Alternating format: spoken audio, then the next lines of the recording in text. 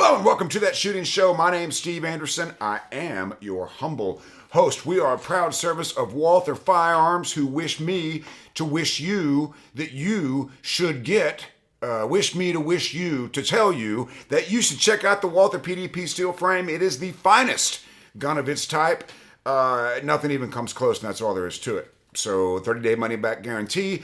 If you don't like that gun for any reason, it will be your fault, but it won't be your problem, because Walther will take that thing back, send it to Jay Beal, give you your money back. Actually, they'll send it to me. Yes, to me. Give you your money back, no questions asked, and off you go down the road to as many light strikes and broken firing pin stops and defective magazines as you want to go through. But instead, maybe just get the Walther. Also, Vortex is the optic sponsor of AndersonShooting.com. The new Defenders XL performed flawlessly at last week's match. CR Speed, as you know, manufactures the finest gun handling gadgetry you can wrap around your waist or anywhere else you want to wrap it. Targets USA is the finest, the most affordable, and the most portable steel targetry on the planet. And Hunter's HG Gold is the only eyewear that I wear, and I am unaware of a better value than this. Okay?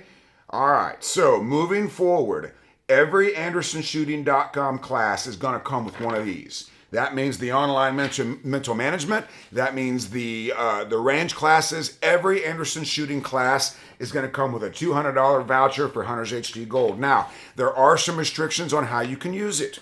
I don't know all of the official restrictions, but when you get it, you'll be able to scan this QR code and find out how to redeem it.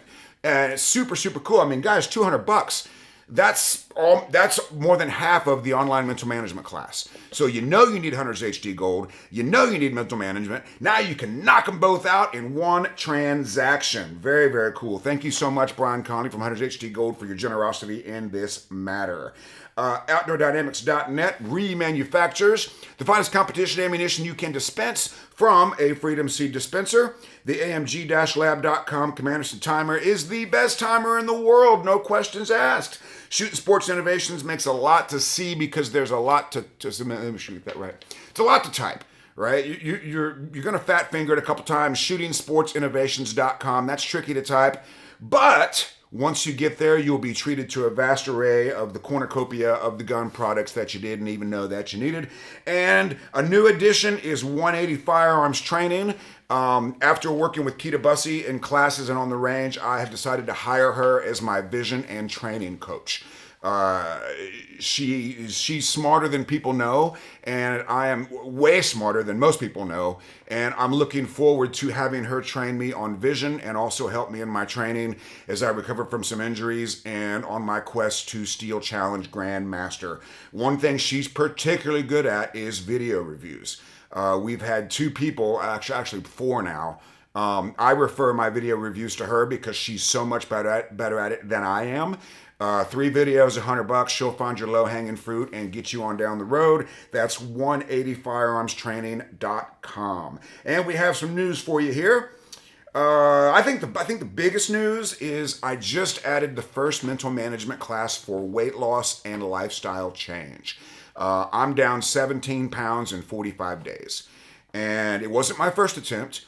And I know now why my first attempt was not successful. The reason was I did not identify and capture the correct pay value for getting in better shape. I wanted to do it. I needed to do it. But I didn't have real tangible pay value. And this class is all about identifying pay value for the changes you want to make to your life. Could be work. Weight loss is the easiest one. Weight loss, fitness, work, stage fright, good grades in school, anything in your life that needs to change for you to get a better life that hasn't been successful. This class is about how to identify the changes you need to make, identify the pay value for making those changes, and then change your habits and attitudes about this thing, whatever it is, so that you adopt habits and attitudes of somebody who can achieve your goal. It's very, very simple, and it's 100% guaranteed to work if you do it correctly. So that one is going to be March 26th at 7 p.m. And I also changed a class. We're doing a class at pardon me, at Bud's Gun Shop in Cellularville, Tennessee, April 19th and 20th. And I've decided to debut a new classifier skills class there because the indoor range will be very suitable for classifier skills. So if you're cranky about these new classifier rules and you really want to take it to the next level, I'm going to do a classifier skills class that we've identified some classifiers that essentially take all the elements of the sport and represent them. And we're gonna work on those. I'm gonna show you how you can very quickly improve your skills on that and get the classification that you were robbed of when they changed the rules. Let's see. That's all the news I have written down. There's a lot of classes on the website, a lot more coming up. Just go to the website. It'll take you to the booking page immediately after you get the banner announcing the Hunters HD Gold $200 gift certificate / voucher / gift order voucher thing. And then you can go check out all the classes. And I want to remind you that you can get a class for free at your range by being the class sponsor. All you have to do is find the range, make contact with the range owner. The easiest thing to do is just talk to your match director. Talk to your match director and say, hey, I want to bring Steve Anderson out. Can we do it? How does that work? Once you make those arrangements and get that ball rolling, all we got to do is pick a date and I'll handle it from there. You also get the option of hosting me in your home and driving me around. I'm an excellent host. 5 out of 5 stars would guest. 5 out of 5 stars would definitely recommend myself as a guest in your home. And you can pick my brain until the cows come home, as long as the cows aren't too far from home, because I do need to go to bed kind of early. All right, so today we're going to talk about why you can't get out of your own head, also known as overthinking. And I hear that a lot. I hear people say, oh, I just can't get out of my own head. Oh, I'm such an overthinker. Okay, well, let's start with this. Number one, it is impossible to get out of your own head. So the goal that you're giving yourself to get out of your own head is not a thing that you can do. And the reason why is because that's where your thoughts reside. If you were to truly get out of your head, you would not be able to think. Oh, but that's why I do my best shooting. Okay, but it's not possible. Because your head is where your thoughts are, and you can't get out of that. Now, that objective is not possible, so quit telling yourself to do that, right? When you give yourself an impossible objective, you are going to fail. And then you're going to wonder why you failed. Well, I told myself to get out of my own head, and I couldn't do it. It's because it's not possible. It is not possible to get out of your own head. That's where you live. That's where your thoughts are. Now, you may be letting somebody live rent-free up in there, but you're not going to be able to get out of your own head. So let's change the goal, and we'll get to that in a minute. Oh, look at that. You must always provide an objective within your control. Otherwise, you will always fail. If the goal is not within your control, then success is not assured. Okay? The goal has to be within your control. Whether we're talking, it doesn't matter what we're talking about. A training goal, a match goal. It's got to be within your control. You can't control whether you win or lose a match ultimately. Right? You could be like me and find out that rimfire ammo doesn't like to behave in 40-degree weather. I did not know that. I should know that, but I've never competed in a rimfire sport seriously, so I never knew that rimfire ammo would just not go off if it was 40 degrees. It's crazy. A 20-year-old gun, I mean, I don't know. But that's something I learned.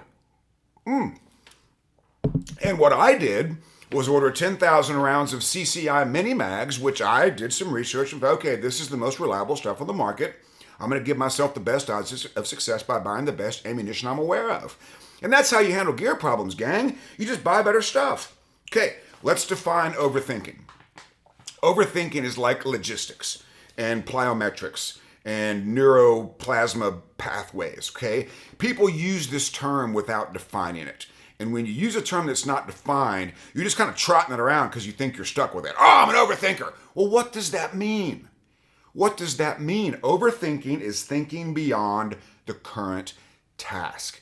Guys, I have a trip that's coming up that I'm so looking forward to. I can't even stop thinking about it, but I can. I can because I choose to. I choose to think about something else so I can get some stuff done. Overthinking is thinking beyond the current task. Okay, so if I'm thinking about this awesome trip I'm getting ready to take, I'm not thinking about doing my podcast, and that's overthinking. So I'm going to restrict my thinking to the podcast. Okay, it's very simple. The current task must be the current thought. When you're walking stages, the current task is creating a subconscious stage plan. Restrict your thinking to the current task. That has nothing to do with the results. Has nothing to do with the weather, unless the weather changes strategy. It has nothing to do with who else is on your squad, unless you can learn something from them. Okay? Restrict your thinking to the current task. And the easiest way to prevent overthinking is to ask a question. What do I need to be doing right now? Right now, what do I need to be doing? Say it out loud. You go to the match, you're all freaked out, right? You see Joey Sauerland walk by and you decided to show up in limited minor. Oh my goodness, Joey Sauerland. You sign up in Carry Optics. Oh my goodness, there's Jay Beal. Okay. Well, there's something you need to be doing. Or you go to a steel challenge match and you say, oh my goodness, there's Steve Anderson. He invented the modern dry fire method. I'm toast. What is the current task? If you let another competitor be your current task and seize your thought, you have just given victory to that competitor. It's that simple. It is that simple. Write that down. I'll say it again. If you're thinking about another competitor in the match, you have just given that competitor victory. Okay? Now, the other thing you gotta understand is your conscious mind, which is where your thoughts reside, can only think of one thing at a time. And ladies, I hate to break it to you, there is no such thing as multitasking conscious skills. For example, chewing gum and talking on the phone, pretty subconscious. Walking and chewing gum, pretty subconscious. Doing your taxes, feeding your alligators, well, maybe. I mean, if you're an accountant, maybe. If you're the accountant at a crocodile farm, alligator farm, maybe you can do it. But for most people, those are conscious skills. And conscious skills can only be performed one at a time. And your thoughts can change very rapidly, but never more than one at a time. And I'll give you an example. Are you ready? Stand by. Beep. Don't mess up the draw. Crap, I messed up the draw. Oh my goodness, my grip is terrible. Now what do I do? I don't know. Should I fix it or keep going? I can't decide, but you need to shoot. Crap, I missed the steal. Now what? Oh no, my gun's empty. What should I do? Reload it, but move. Where's the next target? Crap, to know shoot. I hate those. That's an example of cycling through numerous thoughts very rapidly. Now I'm going to give you another one. Are you ready? Stand by. Beep. Center the dot. Call the shot. And you're done. See the difference? Okay. You must learn to control what you are thinking about. Okay? What is the best or right thing to think about right now? And one of the things we do in mental management is we help you identify the right thing to think about before you shoot, while you shoot, and after you shoot. Once you know what those things are, once you've identified them, your job is to control that. Hey, I just got to my stage. The right thing for me to think about is a subconscious stage plan with positive imprints. Cool, I know how to do that. Hey, I'm getting ready to shoot. The right thing for me to think about is I will see what I need to see. Cool, I just got done. The right thing for me to think about is what I did well or the immediate solution or correction to an error. That's it. That is it. If you're thinking about anything other than that, you're off the rails, right? I can remember one specifically, my fourth run of 5 to go at the Steel Challenge match. Something happened and I missed the first plate. I don't know what happened, but I missed the first plate. So I shot it again, and then my little inner speed clock my conscious mind woke up, and there was probably some attempt to make up that time. That certainly wasn't a conscious thought. Something happened, and then I missed the one right before the stop plate. Okay, had to go back for that one. Okay, I don't mind telling you, it happened to me, but I immediately identified it and corrected it. See, mental management doesn't prevent mental errors. It allows, it prevents a lot of them, but it does allow you to diagnose and correct immediately so that you don't make the same error. In my case, I did my mental reshoot, saw the dot in the middle of every plate, and the next one was fantastic. You can go to YouTube and watch it happen. You can see it. You can see me doing the mental reshoot on the line in between strings. Because I want my last imprint to be what does it look like to get it right, not what did it look like when I got it wrong. Okay? Now, learning to control your thoughts may take some time. Human beings are able to control their thoughts, and I'll prove it to you. If you work in an office with females and you want to stay there, you probably don't make suggestive comments to the females. I mean, if you work at a strip club, you might, but even then you probably don't. Heck, I don't know. But my point is, human beings can control their thoughts. And being at work is a great example. There's things you can't do. There's things you can't say. Right? And it's okay to think, but it's not okay to act sometimes. And controlling your thoughts will at least prevent you from acting. Now, the alphabet disorders, ADHD, ACDC, ADD. Everybody wants to say, well, I got the ADHD, I got the ADD. Well, most of these are not professionally diagnosed. Most of these are a label that we give ourselves to give ourselves an excuse not to control our thoughts. Ooh. If your ADHD is not professionally diagnosed, it might be an excuse you're making to avoid the responsibility of controlling what you're thinking about. Bam! Woo! That's a good one. And I have not studied the alphabet disorders and what that does to your power to control your thoughts. I've not gotten into that, so I don't know. But if those people, if you're one of them, if you can hold a job, right? And if you have children and you have a family and you can control what you say, then you can control your thoughts. It's just a new idea, right? And let's see. Oh, there's the next point. I love it when my next point is my next point. Like I love it when my next thought is the next thing on my outline. Woo! That's a great feeling. Such a great mood. All right. Guys, I just got to tell you, I am the happiest human being currently today that I've ever been. And the world is getting the absolute best Steve Anderson that has ever existed. Right? Like, it's just being me is so great right now that I want to be like the agent in the Matrix. The best thing about being me is there's so many of us. So I need to do that, right? I need to create some more Steve. Oh, the world's not ready for that. If you think I burn, man, yeah. If you think I burn too bright, wait till there's 100 of me. Not even the one. Well, I guess the one. Ooh, the one can handle it. That means if you can handle it, you must be the one. That's interesting. Okay, so you can practice controlling your thoughts all day, every day. And you can start tomorrow. Well, you can start right now. What kind of mood are you in? Are you in a good mood or are you in a bad mood? Is that a result of something you're thinking about? Could you think about something else and be in a better mood? When you wake up in the morning, are you happy to be alive or do you hate your life? Okay, I know what both of those feel like. Today I got up at 4:55 in the morning and didn't even think about going back to bed. Didn't even consider it. It's like 4:55, that's great. Now, 6 months ago, when my divorce was fresh and I was still processing the reality of my life vanishing before my eyes in a text message that I got while I was in Brazil, it's kind of a dick move. But that's what happened. And I went through some bad thoughts, people. And it was my roommate, Matt Adams, that saved me. I was in the hotel room. I had the curtains drawn. I had drunk an entire bottle of vodka the night before. And Matt says to me, "Hey, man, how's it going?" And I said, "Oh, it's going good." He goes, "You up and kicking?" "Yeah." "No, you're not. You're still in bed. I can practically smell the vodka through the phone. Get up and do some Steve Anderson stuff. Who are you?" And you can go listen to the song "You Can Do This," also on the YouTube. The song was written 12 years ago, but it describes that. So dudes, if you're going through hell, if you're going through divorce or some other traumatic incident in your life, go listen to that song on YouTube. It's called "You Can Do This." It's for my brothers going through hell. The reality is, if you're still alive, you're at least halfway there. Okay? You can do this. You'll get through this. If you're still alive, you're halfway there. Okay? So, when you get to work, control your thoughts. You probably already are. Could you do a better job? Do you have to be rude to the coworker that you don't like, or could you have a different thought?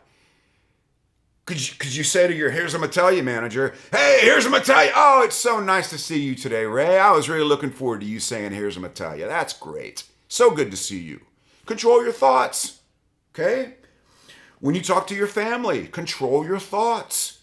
Think before you speak. Practice saying, "Okay, I have this comment that I want to make. Is this going to be helpful for my family or is this going to be hurtful?" Right? And is this the best thought for the current task? If you're going to a stage and it looks challenging and you say, "Oh, these are hard shots," is that the best thought for that task? Thinking about shots being hard? Maybe a better thought would be, "Ooh, I need a good sight picture and a trigger pull that doesn't disturb it." That would be a much better thought to have. But you've got to practice controlling that. And if you decide ahead of time, you won't have to decide when you get there and you're freaking out about it. It's pretty cool. And if you don't have the best thought for the task, choose another one. Choose another thought. Consciously choose, and that's ironic because you use your conscious mind, choose another thought. And just keep asking yourself, is this the right thought to have? Okay, you can practice it away from the range. And another interesting thing you can do is you can say your thought out loud to kind of audition it. Okay? Ooh, it's a hoser stage. I should go as fast as possible. Well, you should go as quickly as your sights allow. That may be as fast as possible, or as fast as possible might mean, the fastest physical speed you're capable of. That's not going to produce very good shooting. Okay? And you'll learn this over time. Okay? Now, here's the thing about making mistakes, gang. New mistakes are awesome. Old mistakes are dumb. So if you're making the same mistakes over and over and over again, you need some new thoughts because you're not learning what you're supposed to be learning. Oh, that reminds me. I just happened to look at my own shirt. This is really cool. Zero Sports is going to have an Anderson shooting jersey available very, very shortly, probably this week. It'll have Van Halen stripes on the whatever this thing is, the riblet, whatever that is. We're reserving all of the stripes for the official AndersonShooting.com shooters, Jay Beal and Gaz Evans. And I'm an official AndersonShooting.com shooter. I'm a professional shooter now. This is so great. Man, it's so great to be me. God, the world is just getting the best Steve Anderson that's ever existed. But go to Zero Sports website. If it's not up there today, shoot them an email and say, hey, I want this new Anderson jersey. I believe it's going to be $65, and I'm almost certain that you can put whatever logos you want to on it, which will be Walther, right? Vortex, 180 firearms training. Those things are what you should put on there. Okay, so let me make sure I got the right point here. So yeah, say your thought out loud. For example, here's one. You know what I should do? I should do 2 double shots of whiskey and then get in the car and drive recklessly. You say that out loud, that doesn't seem like such a great idea, does it? No. So here's another one. Wow, that open shooter shot really fast. I should try to emulate that cadence with my revolver. It's not smart when you say it out loud. You can audition that thought for sanity, okay? So the power of the conscious mind is measured 2 ways. Here's how to know if you're strong in the conscious mind department.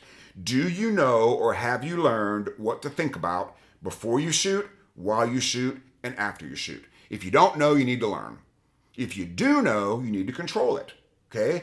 Every task you have has 3 opportunities for thought. What you think about before you do it, what you do while you're doing it, what you think about while you're doing it, and what you think about when it's over.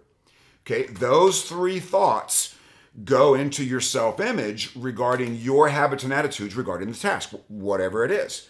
And repetition makes those ideas normal. Okay? Your job is to identify the correct thing to think about before you shoot, subconscious stage plan with positive imprints. While you shoot, as little as possible, ideally focused on vision. And after you shoot, that went really well, or here's the correction I'd make if I had an immediate reshoot to do. And then control that. That's all you got to do. Okay? Now, your self-image is a summary or compilation of repeated thoughts about individual and collective subjects. Okay? Meaning you have habits and attitudes regarding every aspect of your shooting and shooting in general. And I'll prove it to you. I love hoser stages. I shoot them well. That's a habit and an attitude.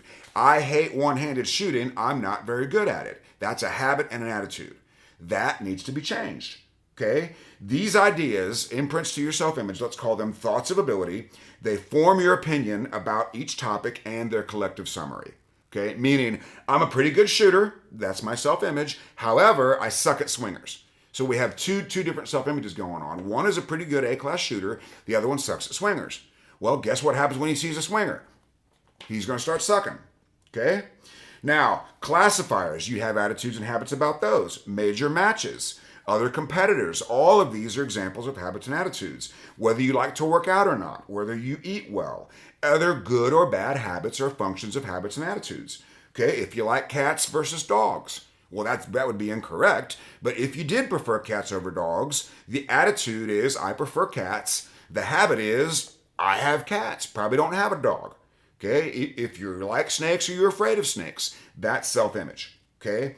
Now, the reason you have to control your thoughts is that everything you think about literally creates a picture in your mind.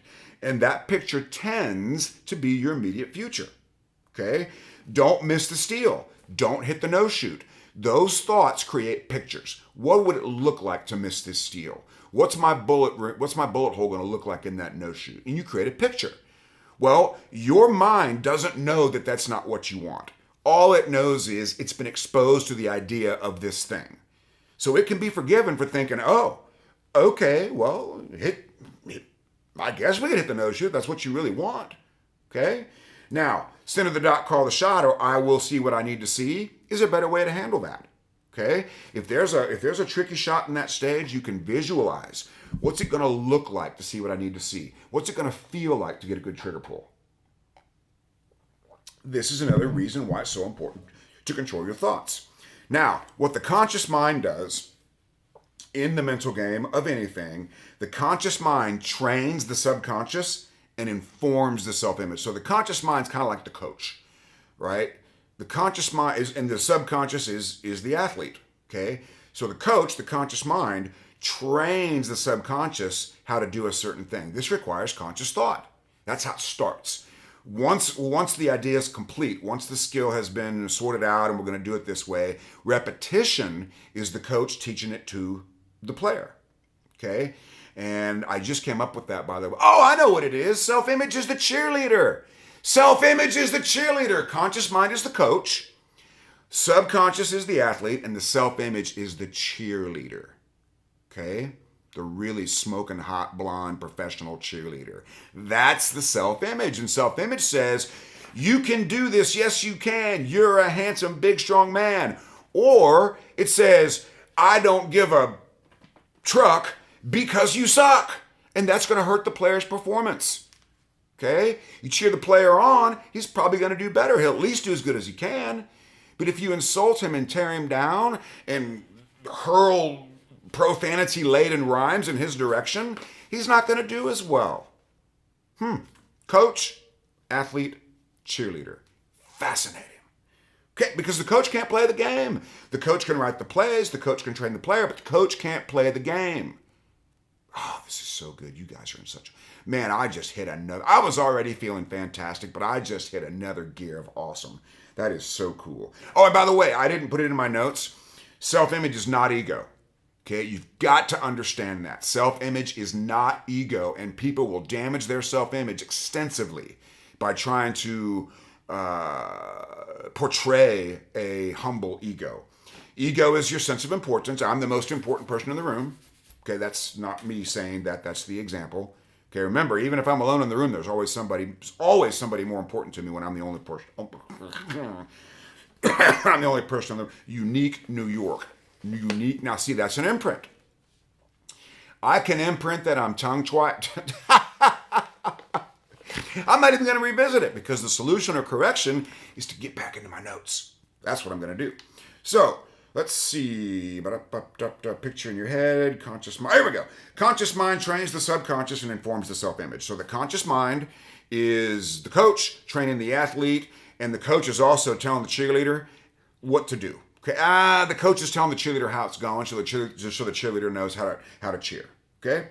And the conscious mind sends an opinion of the task to the self-image. So when I started training for Steel Challenge in dry fire, my surrender draw was about 90% of my hands at sides. That was my self-image, okay? But I caught that feat. As soon as I put the gun on to do my first one, my first thought was my surrender draw is not quite as good as my hands at sides.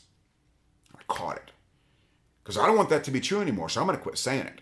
Instead, the first thing I said was, I am looking forward to my surrender draw being better than my hands at sides draw. And it's happened. Self-image won't accept a lie.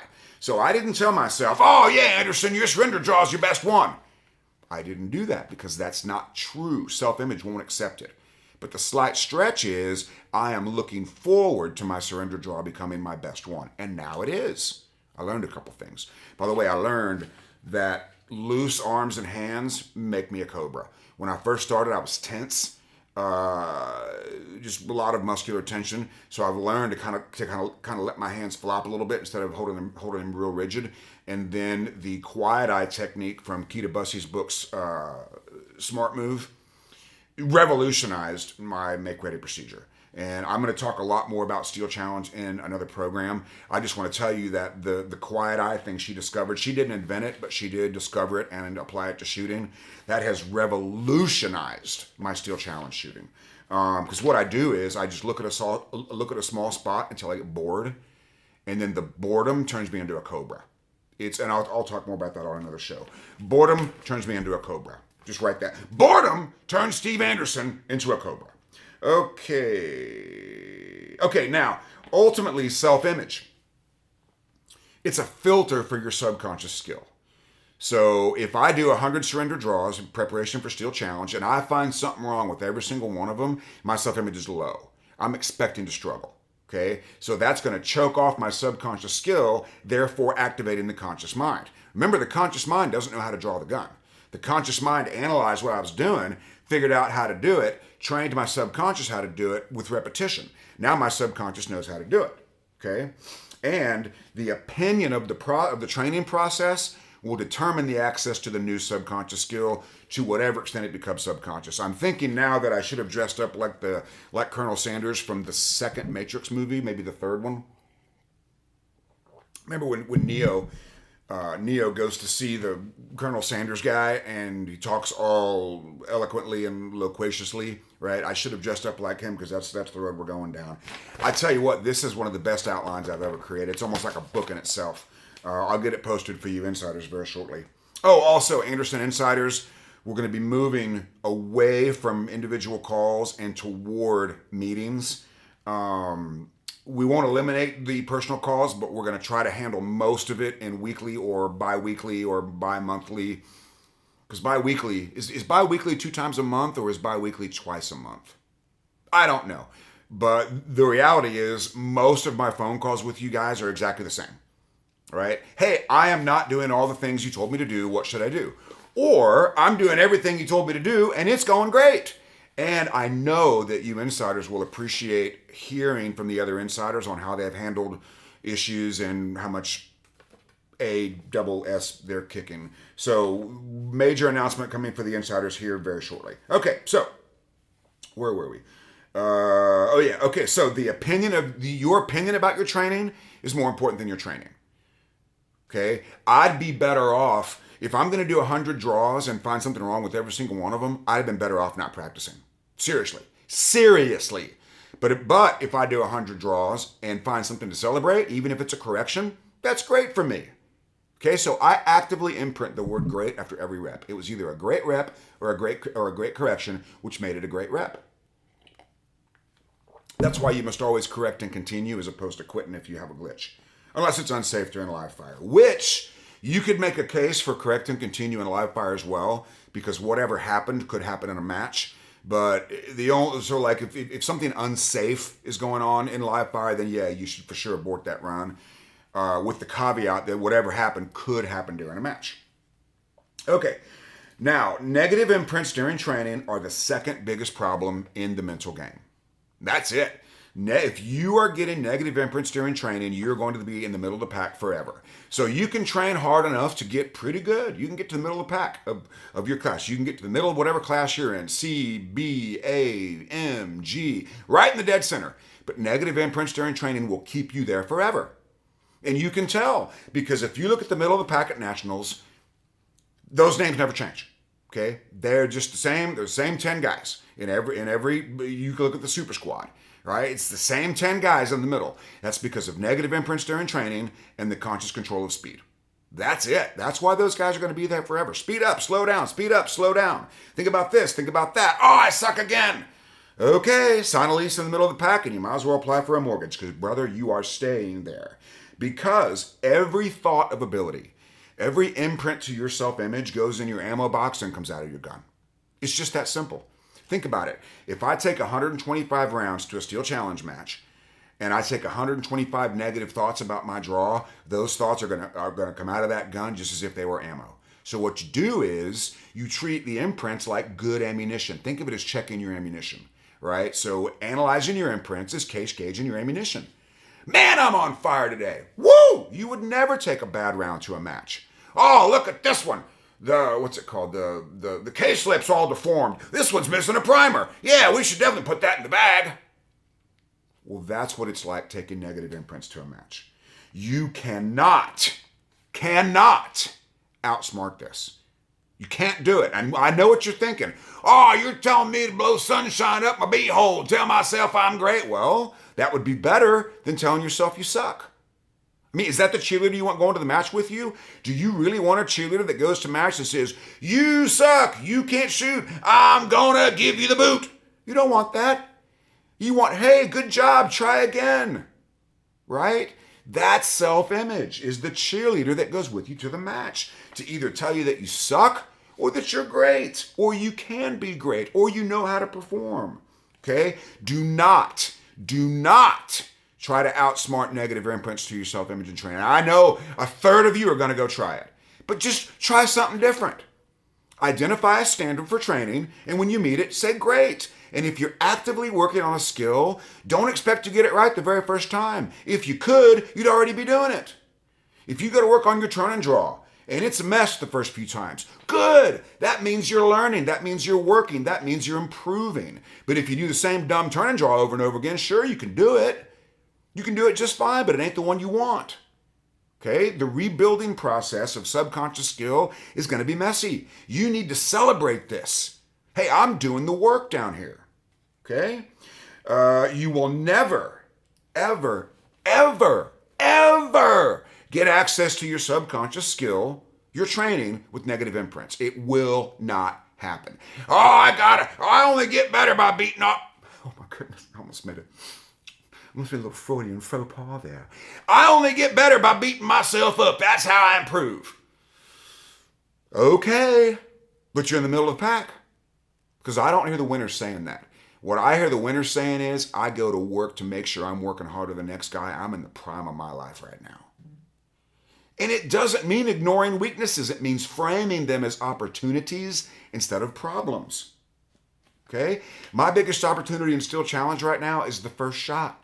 So guess what I'm doing? I have 4 brand new drills to improve my first shot. Okay? And I was pleased to learn Max Michel's standard is a 0.9 at 10 yards. Well, I'm going to be able to do an 89 at 10 yards here very shortly because I figured out how to practice that. And for me, it's about being all over the trigger so that the gun goes off at the end of the draw stroke, and then the reps ensure that the dot's going to be there at the end of the draw stroke. Okay? It's sort of like predictive shooting. I don't want to tell you it's predictive shooting because you're going to think it's point shooting. It's not. It's knowing the dot is going to be there instead of wondering if it's going to be there. And it takes a lot of reps. Okay? Stance affects it.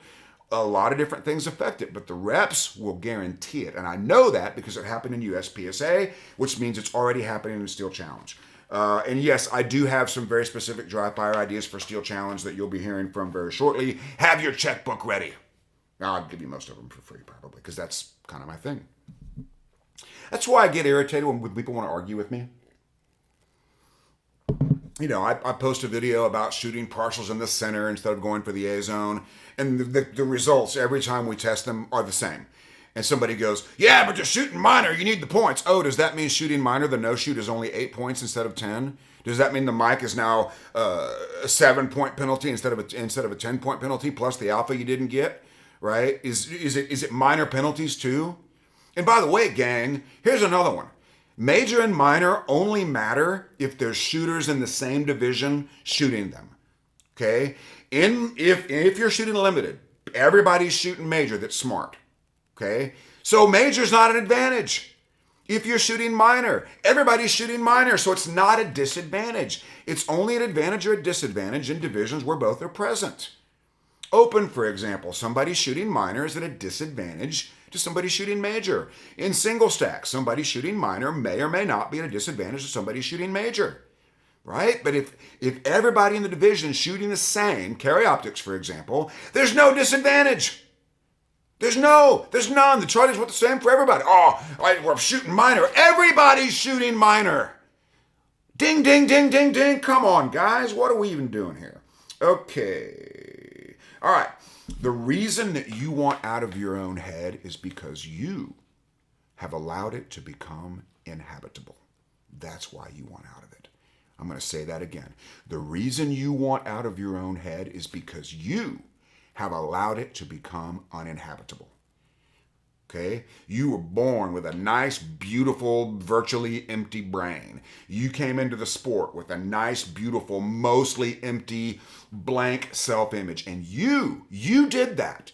You turned your self-image into a rundown trailer park that leaks, is full of beer bottles and cigarette butts, and doesn't have any windows. You allowed that to happen. Okay? You got to remodel that thing. Then you'll want to be in it instead of wanting to be out of it. Okay? Your self-image has become a dilapidated slum of negative imprints. That's why you want out of your own head, if you do, because you haven't controlled your thoughts in the right direction. Now, invasive or intrusive thoughts come from self-image. Self-image also acts as like your long-term competition memory, which is very fascinating. These intrusive thoughts, they're ghosts of thoughts of ability, meaning something bad happened to you at some point regarding a swinger or a particular stage or a particular classifier, and that thought of inability is like a ghost, and it's just hanging around going, boo, okay, boo. That's the funniest ghost noise I could think of on short notice.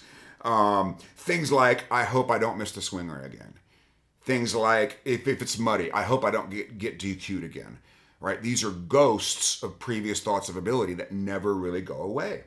Okay? Now, these may need to be reasoned with to ultimately be exercised. So you're going to have to exercise them, E-X-E-R, to exorcise them. You got to give them a workout to get them out of there. For example, when I used to make videos regarding reloads, back when I had my own range,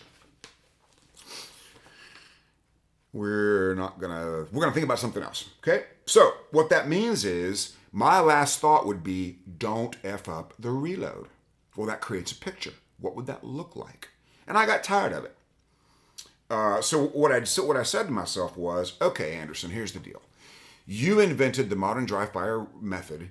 You are responsible for a lot of the sub-second reloads that exist in other shooters on the planet. And it is a fact that 99.9% of your reloads are great when you think about something else. Okay? So the conclusion I'm drawing is I've got a 99.9% chance of having a great reload if I choose something else to think about. And so that's what I do. Okay? And I love it when I say the thing that I wrote down. Like, it's really cool. It's so much fun. And see, that's an imprint. Okay, that's an imprint. Hey, this is a great podcast. This is such a great podcast that your thoughts are lined up. Your thoughts are sequenced to your outline, even though it's 5 pages long. Okay, this ain't my first rodeo, folks. All right. Now, self-image, habits and attitudes. The habits are based on pay value, meaning the habits you have, good or bad, are giving you some kind of perceived pay value. That's why you continue to do them. Okay? The attitude is based on the perception, meaning the habit is, I always work out, and the attitude is because I want to look better in my birthday suit. They might get to show it off one of these days. That's what the deal is, okay? Oh, by the way, Joey Salatin's gym has the best gym sign ever. We tailor birthday suits. Because that's the real reason people want to look better. Sorry. That's the reason people want to lose weight. Oh, I want to live a healthier lifestyle. Nonsense. You want to look better with less clothes on. Own it. That's the pay value, gang. Okay? It's not that difficult, but you got to be honest. Dishonest pay value doesn't work. And I'll prove it to you. I want to be a grandmaster so I can display safe and efficient gun handling at a high level. Nonsense. You want to beat people. You want to be feared and respected on the range. That's great. Don't be ashamed of it. You have to own your pay value, or the habits and attitudes will not change because you're trying to do it for the wrong reasons. Okay? That's like at the tail end of my marriage. I was given all these rules I had to live by. Okay? You can't do this. You can't do this. You got to. I wasn't allowed to talk about shooting in the house. I wasn't allowed to comment on gun handling on the television. Right? I was not allowed to be the shooter guy at home. I had to try to turn that off somehow. And I tried, but I was trying for the wrong reason. Okay? I was trying so I wouldn't get yelled at anymore. That's the wrong reason. And that's why, ultimately, I was not able to make those changes. Okay? It's not who I am. I'm gonna, if I see a bunch of Glocks storm into an office on a movie and I hear a bunch of safeties getting deactivated, I'm not gonna let that go. I mean, that's a thing, right? It's crazy. All right. So, habits based on pay value. I always work out because of an attitude. I always work out because I want to be more attractive. Very simple. Okay? Actually, that's not the real pay value. Well, it is. The real pay value that ultimately got me to lose weight and continue to lose weight was videos equal money, and I didn't want to make videos because I felt like a walrus. Okay, I didn't like the way I looked on camera, so I was less likely to do pictures and less likely to do videos. So I thought, okay, let's entertain this for a minute. Plus, divorced, semi-single, not super single, but I suppose a little bit single. Heck, I don't know. But at any rate, I identified real pay value in looking more attractive on camera. So I can make more videos, so I can do more business, so I don't shy away from the camera. Ultimately, that was the pay value. Okay? Actually, the other thing that did it was seeing the side profile when I didn't think to suck in my gut, and seeing that side profile of myself. That's not what I wanted to see. Like, I shied away from those pictures, and that was the real pay value. I don't want to see that. Okay? So now I don't. And it's only going to get better. Now, imprints to self-image don't always have to be positive, but they do need to be productive. Okay, so if you're in a situation where it's difficult to create a positive imprint, then create a productive imprint. Okay, and there'll be either positive or negative, productive or destructive. And a negative self-image will cause a self-destruction of skill. A negative self-image will cause a self-destruction of skill. This also creates conscious override during the task, right? What inspired me to do this podcast was this group, Deliberate Training Group. This guy posted, what can I do to eliminate stuttering? And he's talking about, herky-jerky missteps and things like that. Without even reading the rest of his post, I realized, oh, this guy's conscious mind is too busy. Conscious mind is trying to do all these things, which you can only do one at a time. So, draw the gun, check. Fix your grip, check. Don't miss the steel, check. As opposed to send another dot, call the shot with subconscious skill. Self-image is what allows or disallows that subconscious uninterrupted performance. By definition, negative self-image will reduce access to subconscious skill. You have to understand that. You just have to. And any improvements you're going to make must be made from competence instead of incompetence. For example, when I was first kicked out of the house 3 times. The third time, I allowed myself to be reduced to the attitude of a homeless person. Okay? First couple of times, okay, I'm successful, I'm in a hotel, fine. Okay, didn't damage my self-image that much. But the third time, the repetition of staying in cheap hotels and kind of being homeless, right, that began to be normal. So I began to behave that way.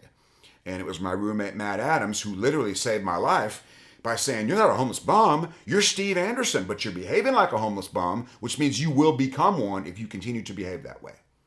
So I changed it. And I went from the worst place in my life to the best place of my life. It's been, how long's it been? Well, coming up on a year now. Okay? So you can do this. You'll get through this. If you're alive, you're already halfway there. Now, the conscious control of speed is the biggest problem in the sport. And by definition, it inhibits subconscious skill. So you got to understand that. If you're slowing down consciously or you're speeding up consciously, you are literally, and I mean literally, deactivating your training. If you're slowing down, then all those reps you've done of good quick draws are useless.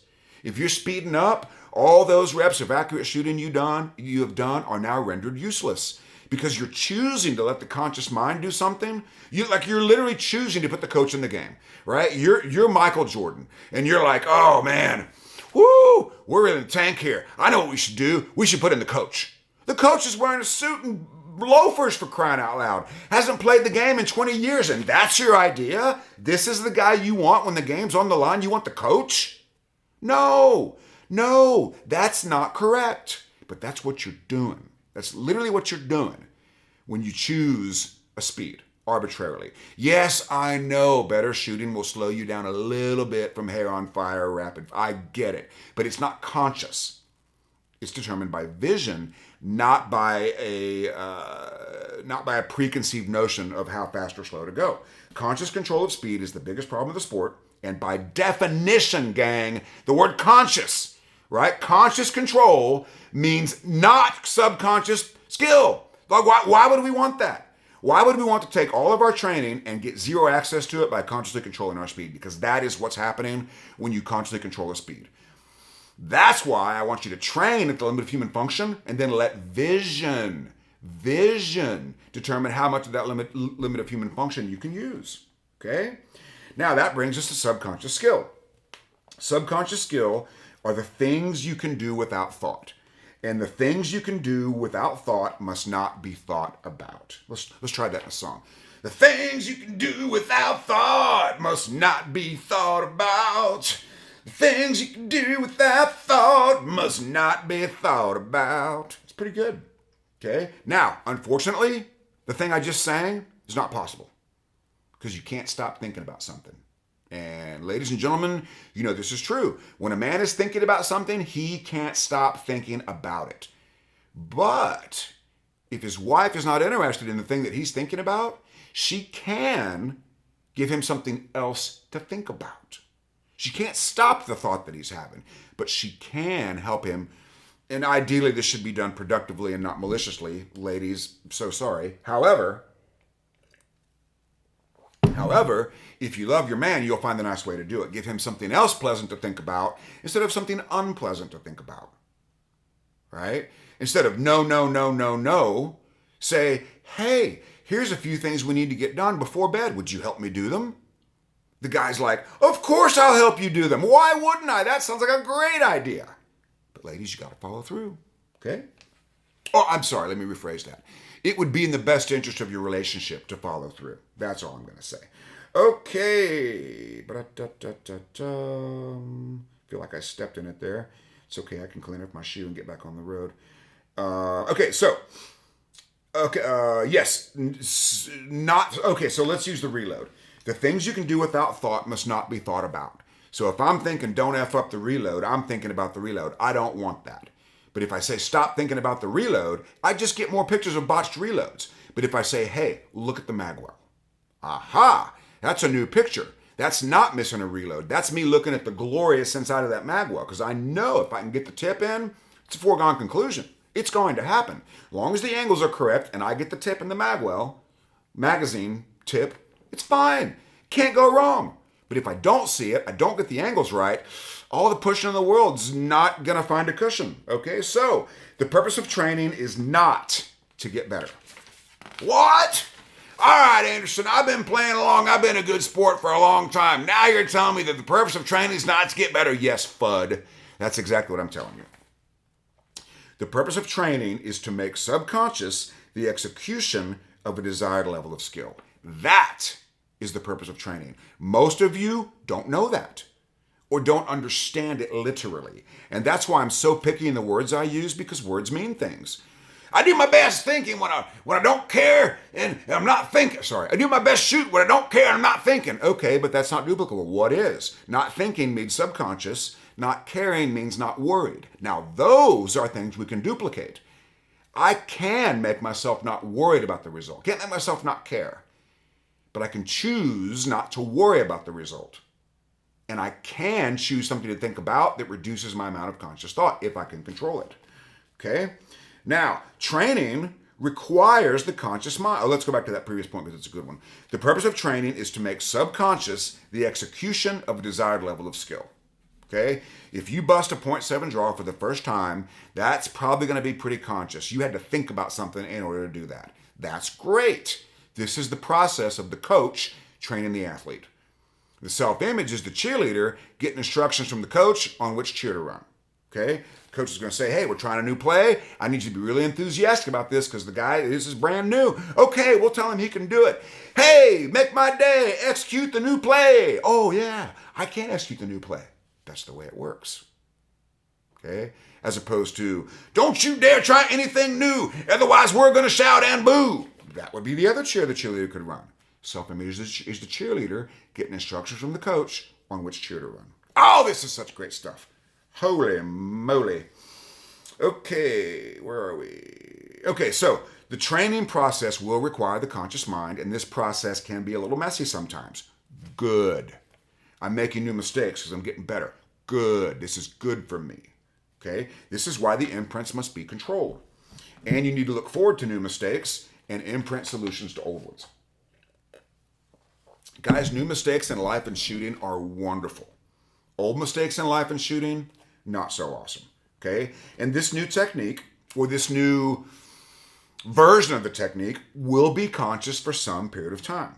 Okay? Like, for example, when I learned to kind of noodle my hands instead of hold them so tensely, I had to think about that for a while. A couple of dry fire sessions. Now, it just happens. Because the imprint is, this cleans up my jaw. The other thing I had to do, I had to adjust my belt tighter than I was used to, maybe because I lost a bunch of weight.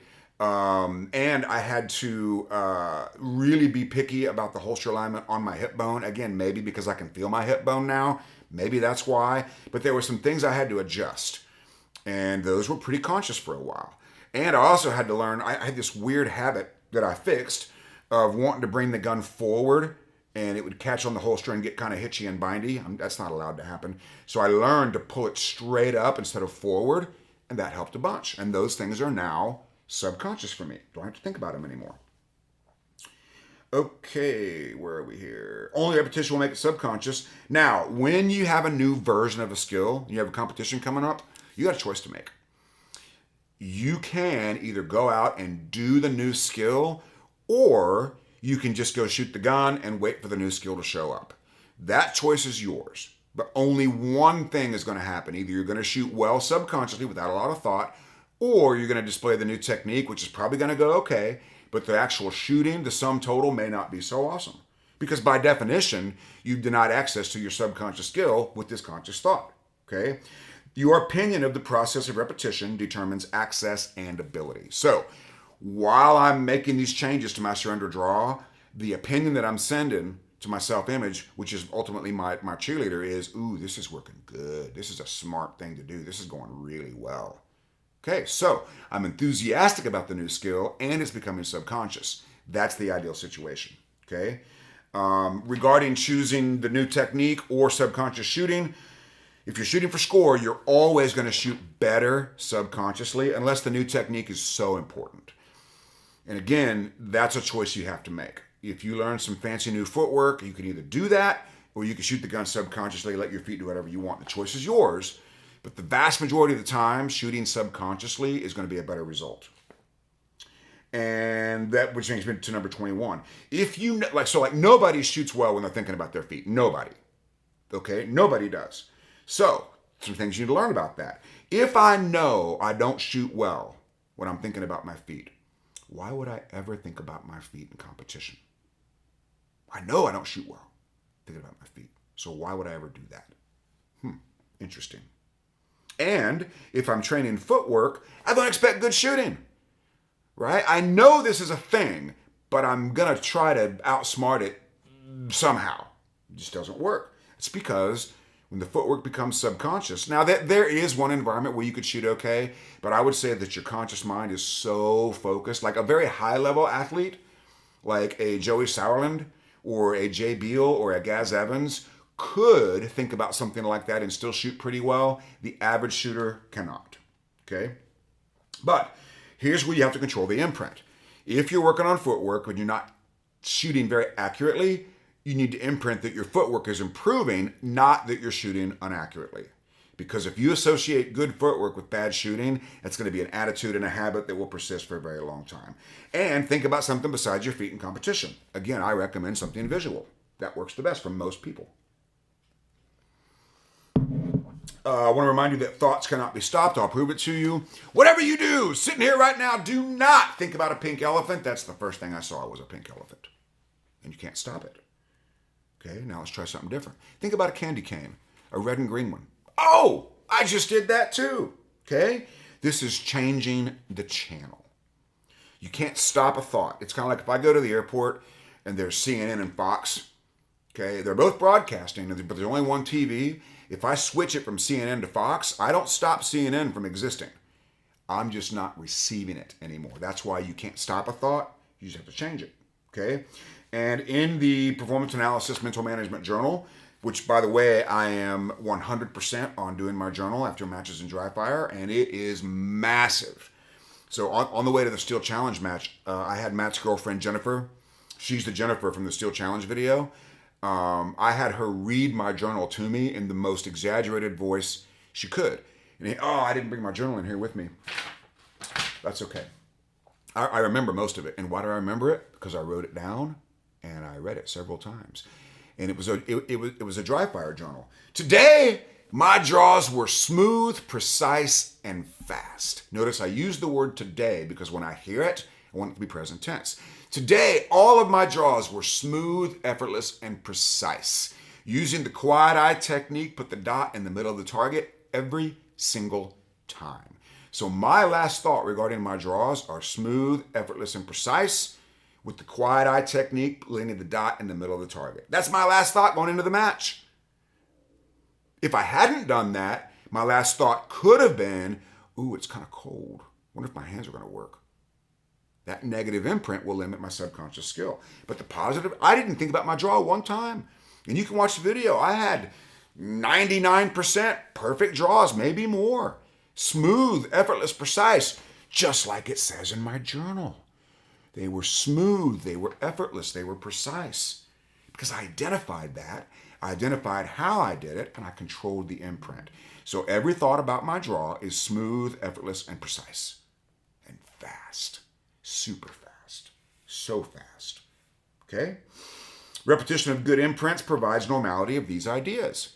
Okay, and that just happened. All of my draws were smooth, effortless, and precise. The repetition provides normality of that idea. Pretty cool. And you can't outsmart this either. I can hear, you're just telling me to blow more sunshine up my BH, or tell myself a bunch of crap. Well, that's what you're doing right now. You are literally performing the sum total of your imprints. It's not going very well for most of you. So let's try something different. Let's try something different. Write in your journal, today I dry fired for an hour, 99% of my reloads were great. And then read it on the way to the match. Hey, 99% of my reloads were great. There's an excellent chance I'm going to have a great reload. Okay? Now, instead of trying to get out of your own head, learn to manage your mind. Mental management, quite literally, in Latin, managinus the mindness. Okay? What would be Latin? Managisio el mindio. Okay? Manage your mind. And that just means controlling your thoughts. Okay? What you think about before you shoot, while you shoot, and after you shoot, those ideal thoughts need to be identified and controlled. And you can start right now. Hey, what am I thinking about before I shoot when I shoot really well? Start writing that down. When I shoot well, what am I thinking about while I shoot? Start writing that down. And when I get done shooting and I'm having a good match, what do I think about? Okay? And we need reps of desired skill move to subconscious. No substitute for reps, okay? I'm getting a little bit concerned about people that want to ask me 100 questions when they should have done 100 reps. Ooh, write that down. 100 reps is way better than 100 questions. And for the love of Pete, gang, if you're practicing and you make a minor error, if you stop and really celebrate that error and analyze it, you did 98 great ones, you did one stinker. And if you obsess on the bad one, you're creating an indelible imprint to your self-image that you're not good at that activity. Well, I'm smarter than that. No, you're not. You cannot outsmart this. I don't care how smart you are. You just can't. Because it's a function of the human mind. Saying you can outsmart it is like saying you're smarter than your brain. It's asinine. Okay? And we need productive imprints the entire time. Okay, now, what you really want to hear about is stage planning. Stage planning, stage planning, stage planning. Let's talk about stage planning. It's my biggest weakness. No, it's not.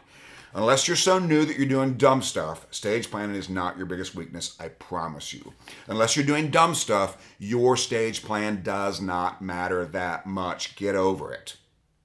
Reduce the amount of time spent not shooting. Learn it, burn it, and do it.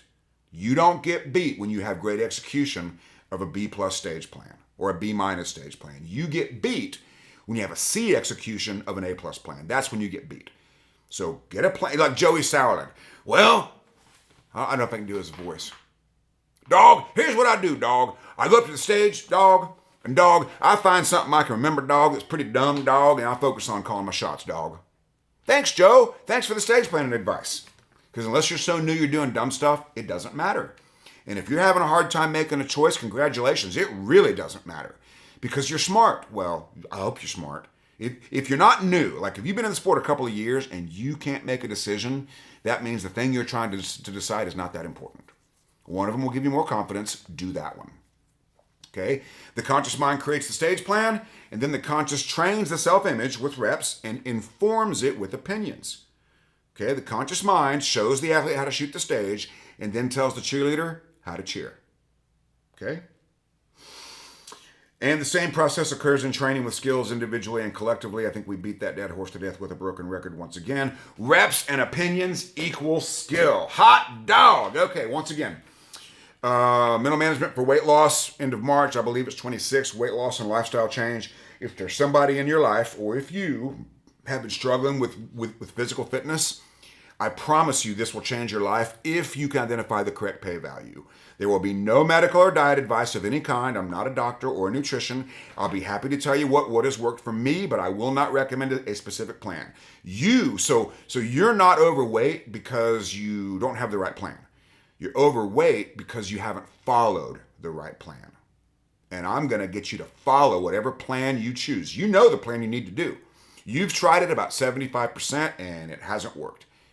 You haven't worked. The plan is fine. If it's a known diet and fitness plan, it's not exactly rocket science at this point. It's pretty simple. Okay, calories in, calories out, and all the rest of it. You bring me the plan, I'll show you how to make it your life. Let's just do that, okay? All right, hope you enjoyed today's program on how to get out of your own head. I want to deliver the zinger one more time because I really like it. The reason you want out of your head is because you have allowed it to become inhabitable. Let's clean that thing up. Let's remodel it. And every Anderson shooting class gets a $200 voucher for Hunters HD Gold, thanks to the generosity of the amazing, one of my favorite human beings, Brian Connolly. All right, hope you've enjoyed today's program.